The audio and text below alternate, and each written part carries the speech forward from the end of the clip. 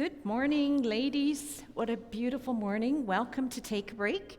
I'm so glad that you could join us. Welcome to those of you that are here and for those of you that are joining us on Zoom.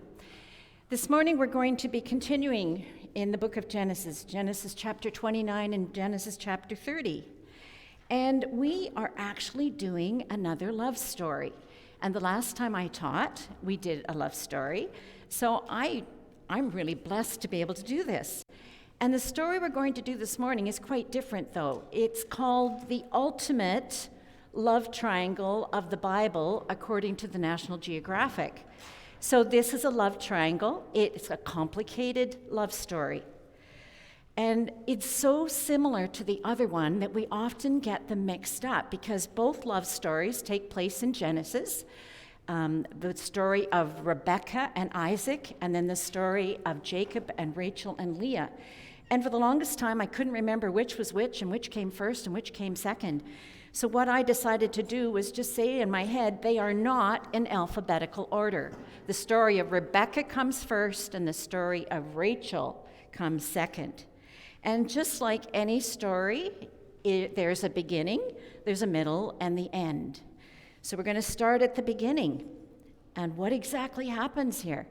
Well, as we open chapter 29, we're reminded that back in 28, Isaac said to his son Jacob, I don't want you marrying a Canaanite woman. Doesn't that sound familiar? I want you to go back to your homeland, and I want you to find a bride from our relatives. And so Jacob does that, but he's also fleeing, if you remember, from his brother Esau, because of the trickery and the way he deceived his brother. Jacob arrives in Padam Aram, and I think I said last week that, or the last time I taught, that it is part of the Mesopotamia or the Fertile Belt, so that would be part of Syria, part of Lebanon, part of Iraq. So Jacob arrives at Padam Aram, and he goes to the well where the gathering place is. It could be the same well, I'm not sure.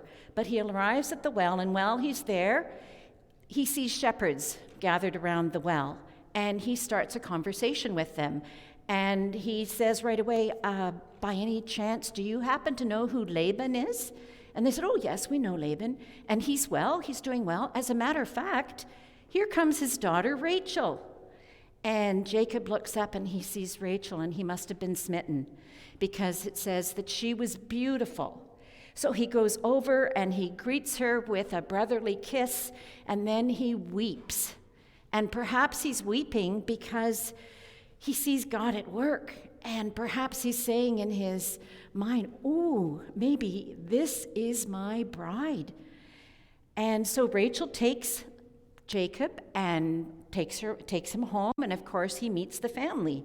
He meets Laban. Do you remember Laban from the previous story? Laban was the brother of Rebekah, but in this story, Laban is the father of Rachel.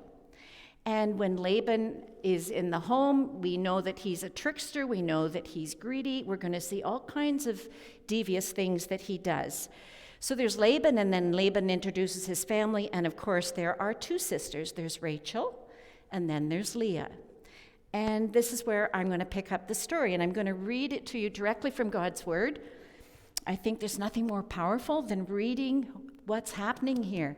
And this is a real story with real people, and this can have an impact on our life because God puts this story in His Word for a purpose. So starting at chapter 29, I'm going to pick up at verse 15. After Jacob had stayed with them for a whole month, Laban said to him, just because you are a relative of mine, should you work for me for nothing? Yeah. Tell me what your wages should be. Now Laban had 2 daughters. The name of the older was Leah, and the name of the younger was Rachel. Leah had weak eyes, but Rachel was lovely in form and beautiful. Jacob was in love with Rachel and said, I'll work for you for 7 years in return for your lovely young daughter. Let's stop for a minute and think about what we just read. It said that Rachel was beautiful and lovely to behold, and Leah had weak eyes. And for the longest time, I think people read that and said, weak eyes, that means she was cross-eyed, or maybe she was blind, or maybe she couldn't see properly. But really, the Hebrew word for weak also means tender. It also means gentle and delicate. So it's very possible that Leah was beautiful in her own right, but maybe not gorgeous and outstanding like her sister Rachel. She was always in the background, and her eyes were not stunning. They were not sparkling. They were weak. They were delicate. They were tender. And I'm reminded here of how easily we can be trapped into thinking that beauty is so important and that God looks on the heart. He sees beauty from within. It doesn't matter what you look like on the outside. It's what's going on in your heart. And then we have Jacob saying, well, I'm going to work for you for 7 years for Rachel. And it wasn't uncommon for a bride price to be paid. That was the way it was done. Marriage was not free. If you wanted to marry someone, you had to pay the bride price. And it was usually a reasonable amount depending on the status of the family. But in this case, remember, Jacob has nothing with him. We know that he has wealth, but he can't access it because of what happened between him and his brother and how he was fleeing. So he has nothing to give. So he says, I really love this woman. I will work for 7 years. And of course, Laban says, sure, I'll take that. And so Laban takes Jacob and puts him into almost a form of slavery for 7 years. You're going to work for this daughter of mine. You're going to work 7 years. And so Jacob humbles himself and takes on this task of working so that he could have Rachel. And then the story continues. Laban said, it's better to give her to you than to some other man. Stay here with me. So Jacob served 7 years to get Rachel. But they seem like only a few days to him because of his love for her. Then Jacob said to Laban, give me my wife. Time is completed, and I want to lie with her. So Laban brought together all the people of the place and gave a feast. But when evening came, he took his daughter Leah and gave her to Jacob. And Jacob lay with her. And Laban gave her servant girl, Zilpah, to his daughter as a maidservant. And when morning came, there was Leah. So Jacob said to Laban, what is this you have done to me? I served you for Rachel, didn't I? Why have you deceived me? And Laban replied, oops, I forgot to tell you. It's not our custom here to give the younger daughter to a marriage before the older one. Finish out this daughter's bridal week, and then we will give you the younger one also, in return for another 7 years' work. And Jacob did so. He finished out the week with Leah, and then Laban gave him his daughter Rachel to be his wife. Laban gave his servant girl Bilhah to his daughter Rachel as a maidservant. Jacob lay with Rachel also, and he loved Rachel more than Leah. And he worked for Laban another 7 years. And this is where the trouble begins. Laban deceived Jacob. Jacob was the deceiver himself. He had deceived his brother. What goes around comes around. When we were growing up, my dad always used to say, the chickens will come home to roost. And that's what that means. It's going to come back on you. And this is what happened to Jacob. I just can't imagine what that was like. And you might say, well, how in the world did Jacob not realize he was sleeping with Leah instead of the wife he was promised? And if you remember back when we were talking about Rebecca, we said that Rebecca had to put on a veil before her betrothed, and she wasn't allowed to remove that veil until the marriage had been consummated. So Leah was probably wearing a veil. It was dark out, and there were festivities going on for this wedding. It's very possible Jacob was drunk. Who knows? But you have those 3 things in place, and it could be quite possible that Jacob had no idea who he was really sleeping with. And my heart breaks for Leah. Can you imagine? First of all, she's always in the background. She's not stunning. And this situation was probably out of her hands. Laban is in control. Laban is the father. He determines what happens with his daughters.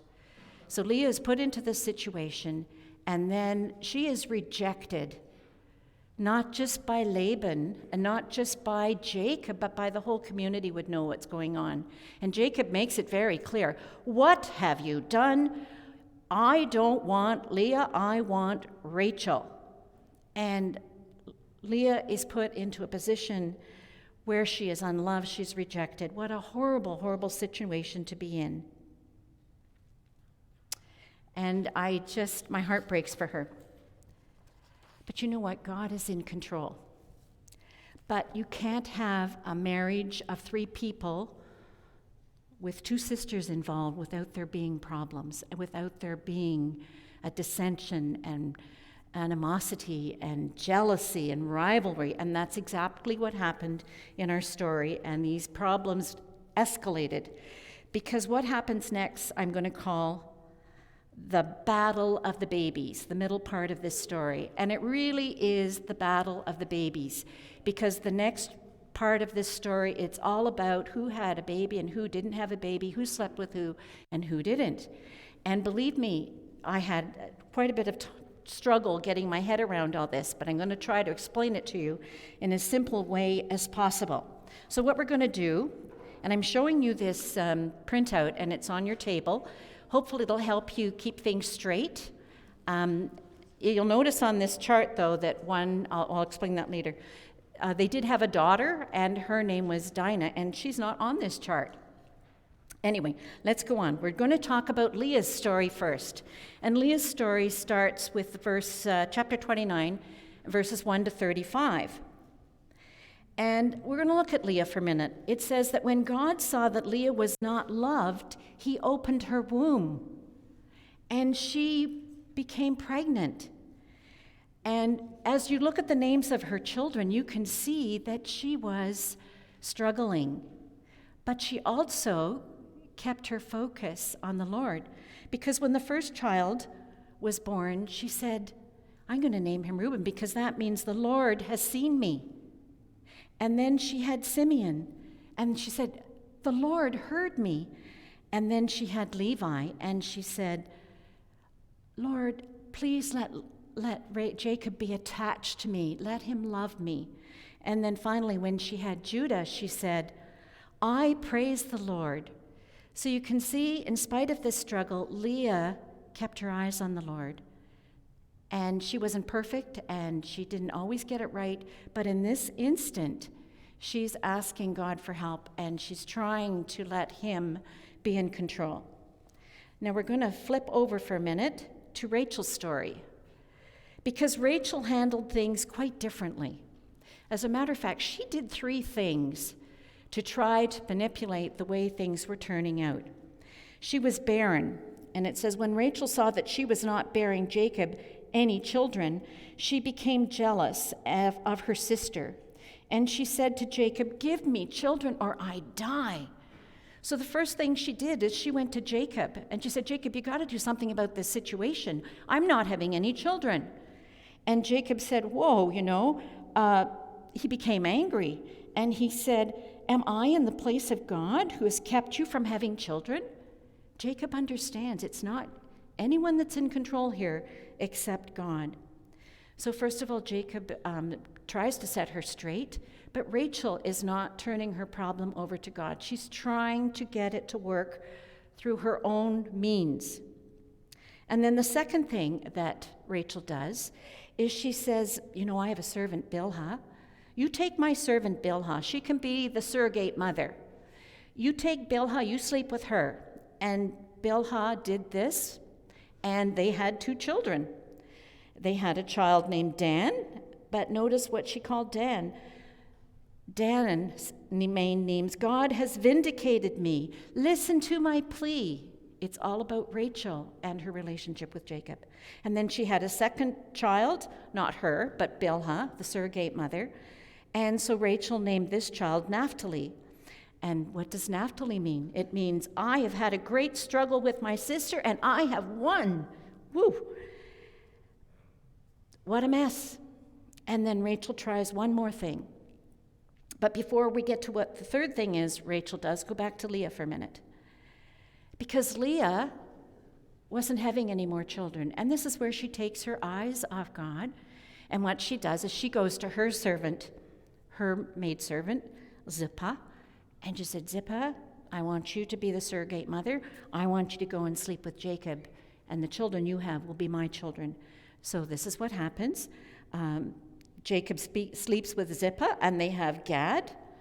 And what does Leah say? She says, what good fortune for me. And then she had Asher, and the woman, all the women will say that I'm happy because I have 2 more children.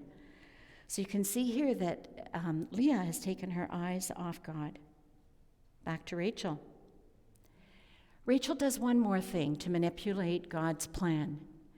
And what happens is Leah's son, Reuben, went out into the field and he found some mandrake. Now, mandrake is like a plum-like fruit with a funny root on it, but it was believed that it was a very good plant for fertility. So if you wanted to become pregnant, you'd take this plant and hopefully things would work out.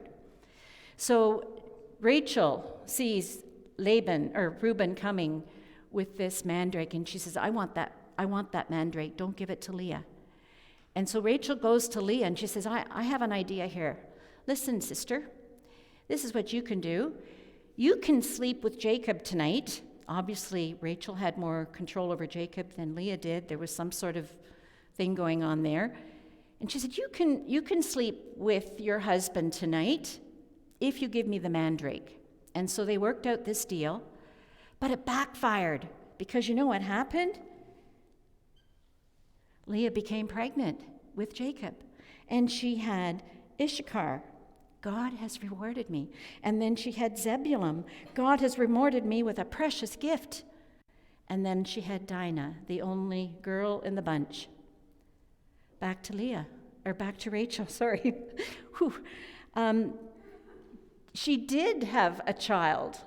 Finally, it says that God opened up Rachel's womb. God remembered Rachel. He listened to her and opened her womb. And that tells me that if he listened to her, Rachel may have changed the way she was doing things. Perhaps she took the focus off her problems and began to cry out to God, God, I can't do this. I need your help. I need to turn to you. You are the one that's in control. And then she gave birth to a very precious baby named Joseph. And we're going to hear a lot about Joseph as we move on through the book of Genesis. Joseph, do you remember? The one with the coat of many colors. And then later on, we also learn that she gave birth to a boy named Benjamin. Wow, talk about complicated situation. The bargaining, the jealousy, the anger, the frustration, all of this happening. But you know, throughout all of this, God had a plan, and his plan was unfolding for his purpose in spite of the mess that these women made. And Jacob, too, was involved in the mess. God was in control. And we know this because we see what happened because of all of these children. These boys grew up to be the 12 tribes of Israel. That was God's plan in the beginning, that there would be 12 sons born, and they would all serve a purpose as the future tribes of Israel. And I just want you to know that Leah was blessed in a very special way, because it tells us that Leah's son, Levi, became the priestly tribe of Israel, which was very, very important. And then her son Judah became the royal tribe of Israel, through which the Messiah came. And in Revelation 5:5, we are told that Jesus is from the tribe of Judah. Jesus is the Lion of Judah. So you can see how this was all connected. Now we're going to do a shift here. We're not going to talk about Leah and Rachel anymore. We're now going to talk about Jacob and what was going on in his life. And so we come to the end of this love story. Jacob's at the point in his life where he has waited 7 years for Rachel And then he waited another 7 years for Rachel. 14 years he waited. Well, he didn't wait for, he actually got married to Rachel after the 7 years was up, so he had Leah and Rachel as wives, but he still had to work that extra 7 years. And then Jacob began to realize, I want to go home, I want to go back to my homeland. But he was almost enslaved to Laban, so he has to go to Laban and ask for permission to leave. So he does that. So as we get towards the end of chapter 30, we see Laban and Jacob having this discussion. And Jacob says, I want to leave, I want to go home, I want to take my wives, and I want to take my children. And so they began to talk about what they're going to do. How is this going to work out? And Laban sort of says, well, what do you think your wages should be? And Jacob says, I want some of the flocks. There were sheep, there were goats. He said, I want all of the flocks that have any marks on them. If they have stripes or spots, I will take those. And Laban says, good idea, because you know what? That's the recessive gene. We don't have very many of those. You can have those, and I'll take all the rest. Good idea, great plan. Jacob, go for it. But what Laban does is he sneaks out and he removes most of the flock that is spotted and streaked, takes them 3 days away, has his sons watch over those. Jacob is left with fewer flock, and he, of course, is at a disadvantage. But God is in control. And this wisdom must come from God. But Jacob knew that for some reason, if he took the branches from a poplar, an almond, and a plane tree, and he stripped the bark off, and he stuck them in the water trough, if the animals were in front of those 3 sticks, when they mated, what they produced would be animals that were striped and spotted. And when I researched this, there is actually some validity to it. I'm not even going to go there, but if you want to look it up, you can look it up. But it caused the animals that mated in front of these sticks to produce striped and spotted sheep. And just out of interest, there's actually a very rare breed of sheep in England called Jacob's sheep. And these sheep have multiple horns and they have spots on them. And when you look back to the origin of these, they apparently originated in Syria about 3,000 years ago. So I just thought that was kind of interesting that Jacob, through God's guidance, developed this rare breed of sheep. And the other thing Jacob did, of course, was when the animals were in front of the trough and he knew they were ready for mating, he would remove the weak ones and put them over here, and the strong ones he would put in front of the 3 branches. So what happened was Laban was being tricked this time, because Jacob, his sheep were multiplying, his goats were multiplying, the spots and the spotted and the sheep and the stripes, and they were stronger because he was doing some selective breeding here. And you could say, oh, wow, Jacob was such a smart guy. But it wasn't about Jacob. It was about the fact that God was in control. God gave Jacob this wisdom and allowed all of this to unfold. And as we come to the end of chapter 30, it says that Jacob grew exceedingly prosperous and came to own large flocks and maidservants and men servants and camels and donkeys. God blessed Jacob in spite of all that Laban tried to do to hinder him. Wow, what a story. And I'm thinking, what is it you want us to learn from this, Lord? Here we have a bunch of women, and we've read this story, and it's complicated, and it's about having babies, and what is it you want us to learn from this? And there are 3 things that kind of touched my heart when I was working through this. And the first thing is about spinning out of control. Both of these women found themselves in situations that were extremely difficult. You could say their lives were spinning out of control. Things were happening that they had no control over.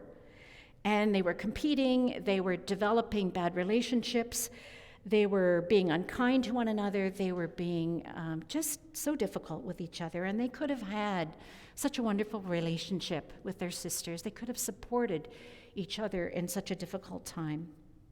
We read that Leah mostly praised God and kept her eyes on him, and that Rachel struggled.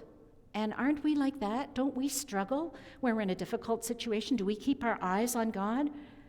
We try to, but sometimes we slip, sometimes we make mistakes, sometimes we just get frustrated and we take our eyes off God. There was a beautiful devotion recently in Our Daily Bread, and I think there's a new one that just came out, and it was called Spotting God.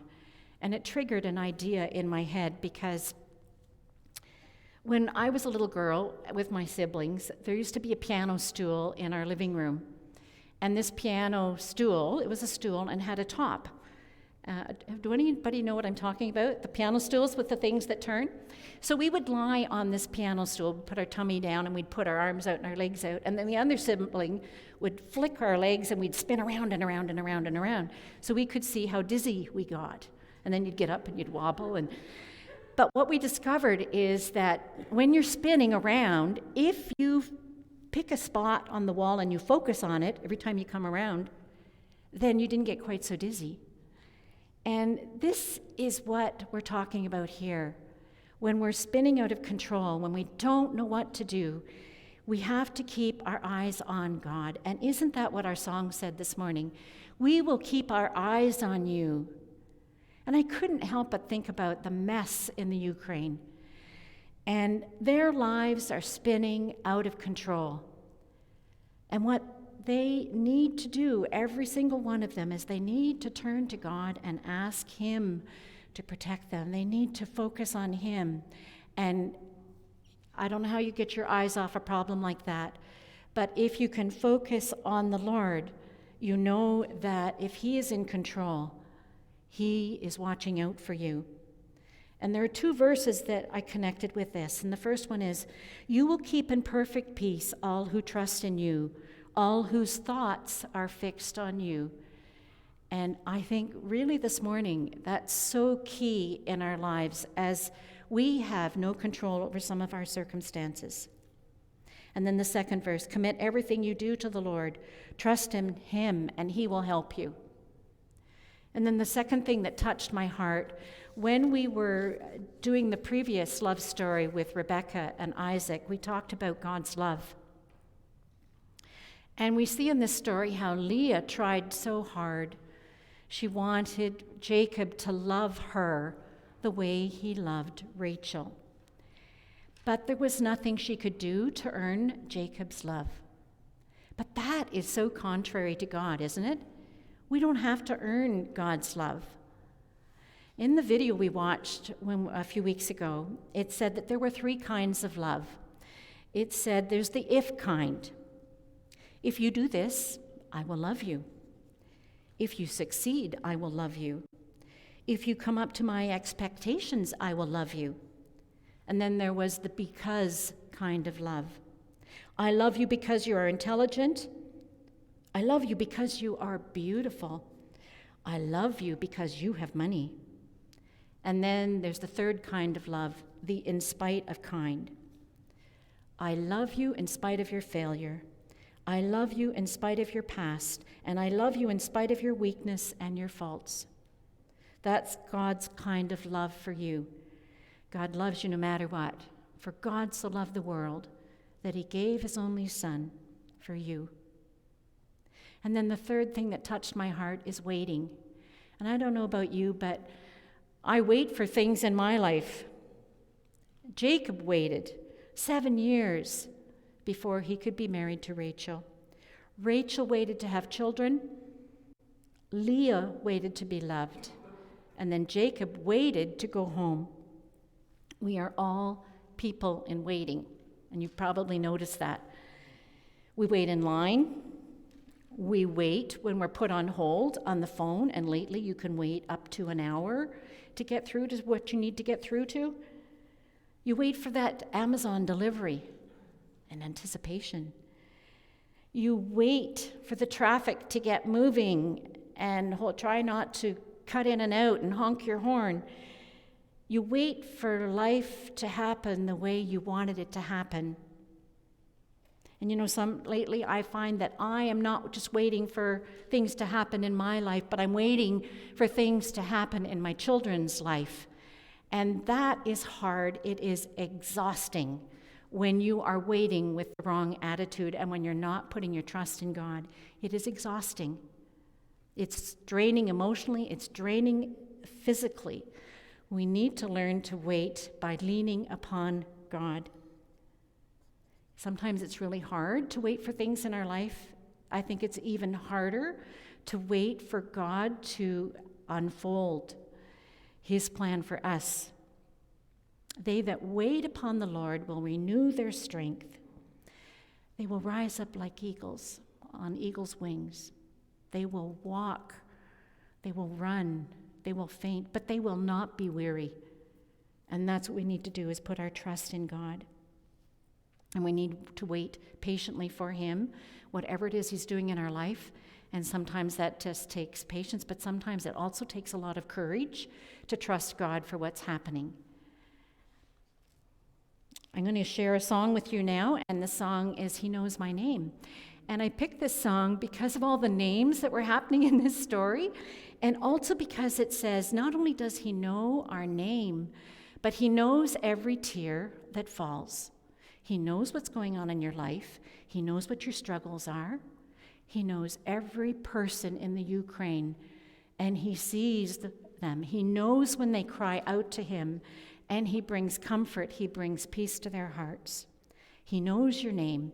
So take that with you this morning and remember that you are loved, that waiting is hard, and in all of this, what you need to do is keep your focus on Him. You will keep in perfect peace all who trust in you, all whose thoughts are fixed on you. Amen.